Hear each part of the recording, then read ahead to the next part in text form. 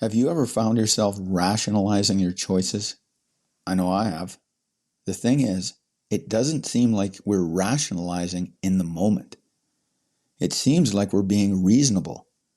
Rationalizing happens when we let our emotions direct our thinking, and our emotions can be very convincing.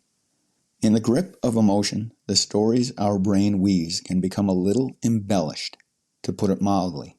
We start straying from the facts, fill in any gaps with some fantasy, and think, yeah, that makes sense. In the moment, a story can feel clean. It can sound logical. It can even be phrased like a principle.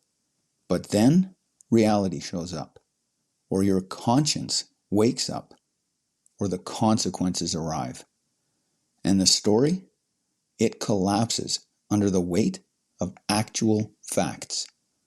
That's the difference. Reasonable thinking holds up. Rationalizing breaks. Hey there, it's me, Core, and you're listening to Exercising Self-Control from Fitness to Flourishing. Here's the lens to use. Reasonable thinking can withstand pressure from three directions: reality, principles, and consequences. Rationalizing can't.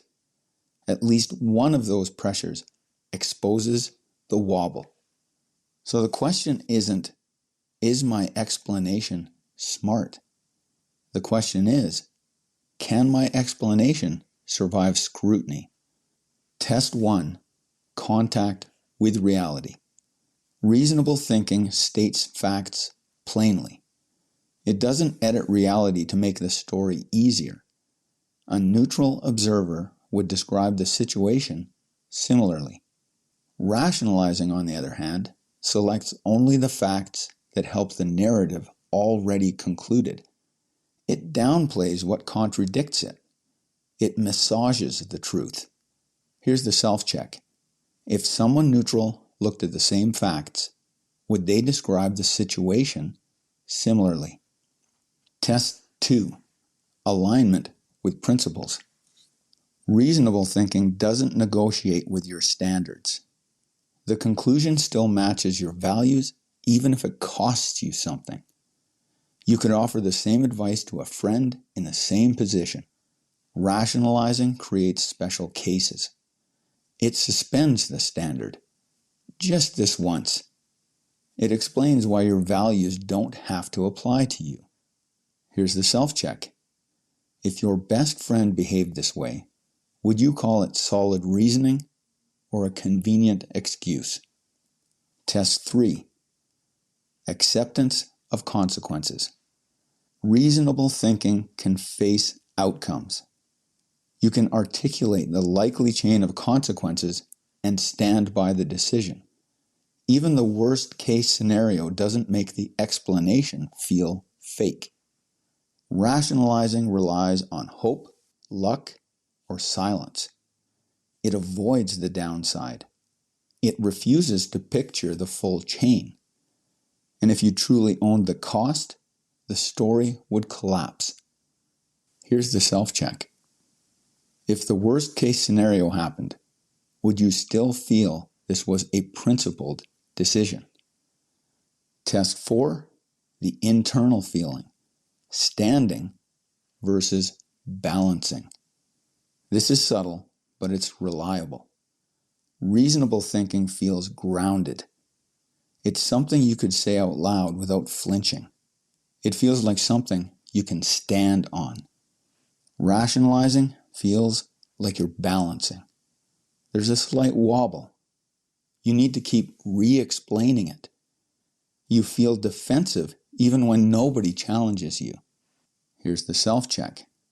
Does this explanation feel like something I'm standing on or something I'm balancing?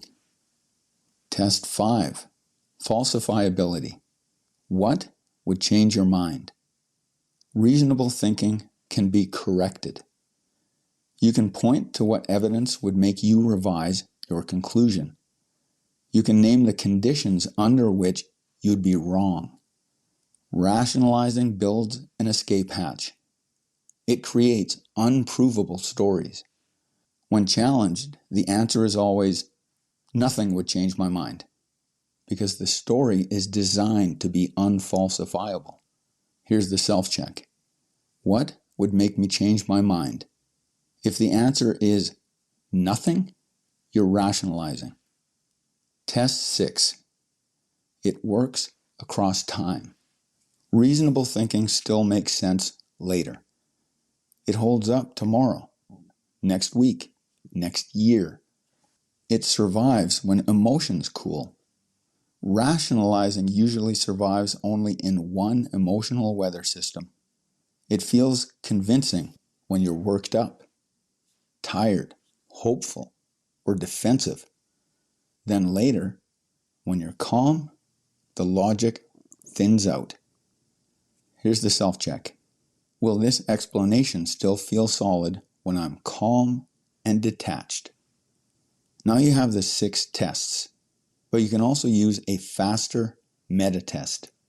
Reasonable thinking can withstand scrutiny from your preferred self. Rationalization can't. Your preferred self is the honest version of you, competent, clear, and having no patience for convenient comfort. If your preferred self reviewed your explanation, would it nod and say, yes, that's real? Or would it say, no, that's you looking for permission to feel okay right now? Next time you catch yourself justifying something, don't argue with your feelings. Do this instead. Write the explanation in one paragraph. Then run the 6 tests quickly.